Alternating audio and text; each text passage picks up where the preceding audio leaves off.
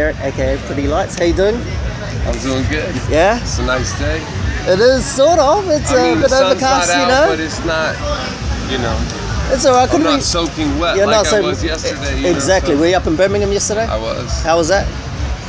Wet, yeah, like I said. But I mean, it was alright. It was cool. I heard it was the first year. It was the first year, wireless up there, yes. So yeah, you know, there was like 3 rows of people like who knew my shit. Yeah. And then several more of people who didn't. Is well received though by everyone else? I mean, by the people who were there, yeah. You know, I'm hoping that today, since it's a much better day for going out and listening to music. Yeah. And it's in central London. Yep. Or in the city, which is super fresh. That it's gonna pop off. Yeah. And I mean, like you were here like last year. You did a show here. Last year. Yeah, I've pretty much been coming like once a year. Yep. But last year was a club show and it went off. You know, it was like 1,200 people. So yeah, it was hot. And how's that like to come from the States and then come here and sort of see that type of crowd come to see you? It was great, man. Yeah? I mean, I had just you know started playing my new body of work off my new record in the States at that time, and I brought some of it over here, sort of like a sneak peek, because the record's being released here now, and people were feeling it, man. It was hype. It was hype. It was because I hadn't ever played a show that big in London that wasn't a festival. So, you know, it was a very different crowd when everyone there came to see you. You know what I'm saying? So yeah, it was what I like. It was hype and energetic and just the proper party. And it drives you when you're behind the decks. Exactly. Yeah. You know, it's like a two-way thing a lot of the time. So. Exactly. So you know what? Let's talk a little bit about your Grammy-nominated album. Yes, sir. A Color Map of the Sun. So I mean. First of all, how did it feel to get Grammy nominated? I mean, it came out of nowhere, man, so it was wild. I mean, I think that it had a lot to do with the fact that I made a documentary to go along with it, so people could see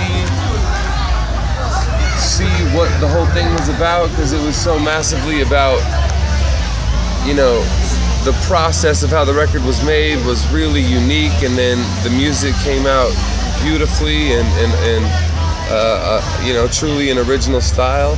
And I mean, it felt good to get a little recognition for that. You know, I've never been huge on that kind of thing, on trying to win a Grammy or awards or whatnot, but yeah, I mean, it was a cool thing. I was like, that's dope. So this documentary that you made, do you want to tell the fans a bit more about how it came about, and so you know what the context of it was? Yeah, I guess, like, long story short, you know, I started as a producer who was digging crates all the time, you know, just sampling pieces of vinyl, and not just vinyl sampling production, but like collage sampling, where I'd have 10 samples from different records in one track, you know, work together. And I kind of like take a breath while he walks by. Anyway, as things got bigger, it's like I was getting more and more calls about settling, you know, copyright infringement. Of course, yeah. You know, things for sample usage. Yeah. And, you know, most of the time I would twist them up enough where it was just something totally new. But, so for A Color Map of the Sun, I decided just to make all my own vinyl, you know. Awesome. And really went through a lot to imitate that, not imitate, but sort of like imitate sonically sounds from different periods, you know, that I would sample records from. And you know, like the fact that you make all of your sound, right? I mean, you must use so much different type of equipment. I mean, what is your favorite piece of kit? Oh man, there's this thing called the Culture Vulture. The Culture Vulture. Culture Vulture. Okay, it's a piece of outboard gear, yep. So it's fully analog. It's actually made in Britain. You know, it's from a company called Thermionic. Yep.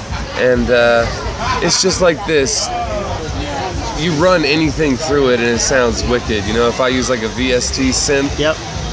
in my computer, I'll put it through the Culture Vulture, bring it back in. It sounds analog and dirty, and I mean it turns it into analog, but it's just like harmonic distortion, I guess. Amazing. That's, Very nice. I own like 4 of those things. So. Wow, that's cool.